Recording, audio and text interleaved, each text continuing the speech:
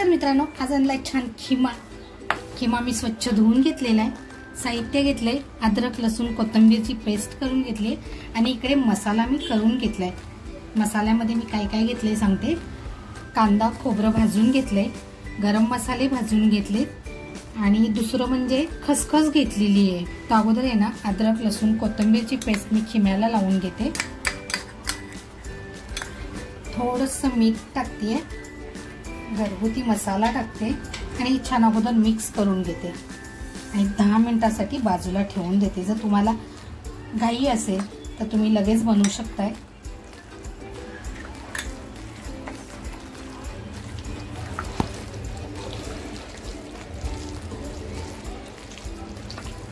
छान लावून झालेलं आहे, हे छान लावून झालेलं आहे। 10 मिनिटांसाठी बाजूला ठेवून देते। पॅन गरम केलाय, तेल टाकते, हळद टाकते अगोदर तेलामध्ये। आता जो मसाला आहे ना तो टाकते।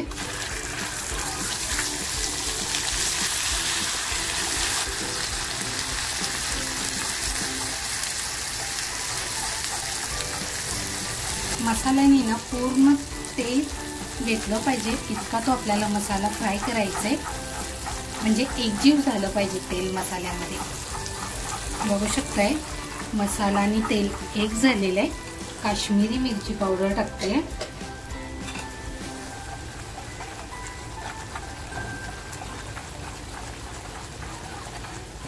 आणि आता जो खिमा मी ठेवला होता ना 10 मिनिटांपूर्वी तो टाकते।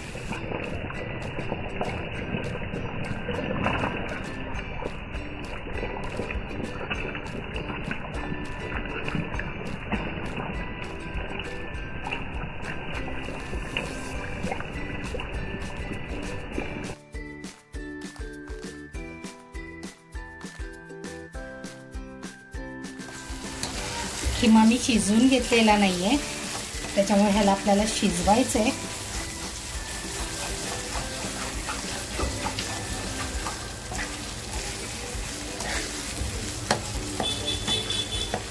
तुम्हाला आवडत असतील ना तर ह्याच्यामध्ये हिरवे वाटाणे टाकले ना तर त्याची चव एक वेगळी लागते बरं का।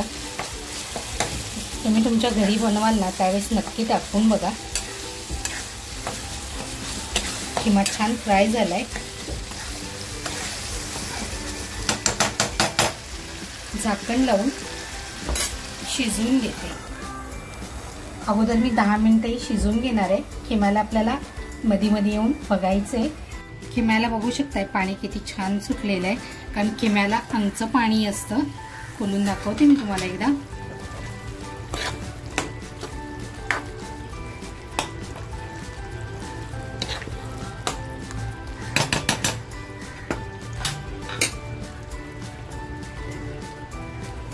त्याला अजून 10 मिनिटं तरी शिजायला जाणार आहेत। खिमा बघूया आपला। बघू शकताय खिम्याचा कलर, तेल सुद्धा किती छान बाजूला झालेलं आहे, एकदम स्मोक आलाय।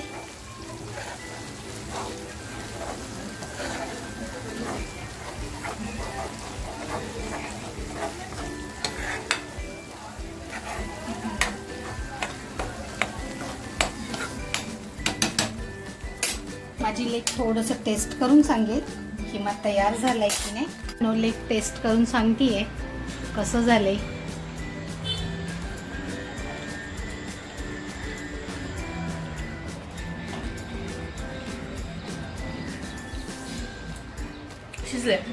शिजले झणझणीत झाले। टेस्ट कशी आहे?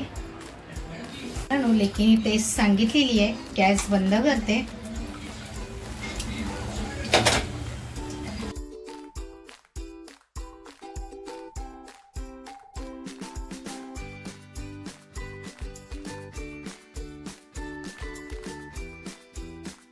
मित्रांनो, साध्या सोप्या पद्धतीने मटन खिमा ही रेसिपी तुम्हाला आवडली असेल तर नक्कीच लाईक शेअर आणि सबस्क्राईब करायला विसरू नका। त्याचबरोबर स्वतःची काळजी घ्या।